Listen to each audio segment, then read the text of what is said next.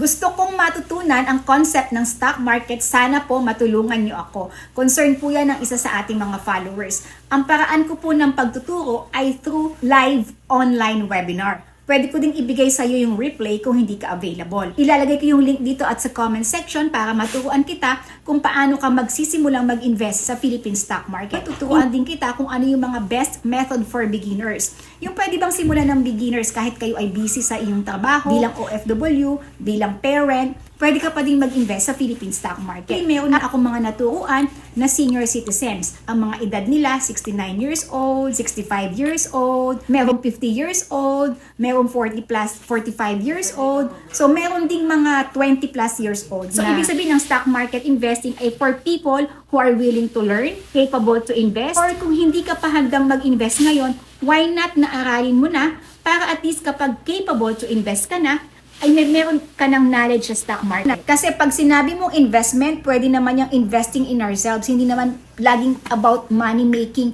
yung investment. Dapat mag-invest muna tayo sa sarili natin. Kung gusto mo matuto sa stock market, alam mo na yung mga do's and don'ts, pros and cons sa Philippine stock market. So, umattend ka na lang ng aking libreng online training. Yan yung aking paraan para makatulong sa'yo. Ilalagay ko yung registration link dito ng webinar para maka-attend ka. Online naman yan eh. So, meaning kahit OFW ka, pwede ka maka-attend.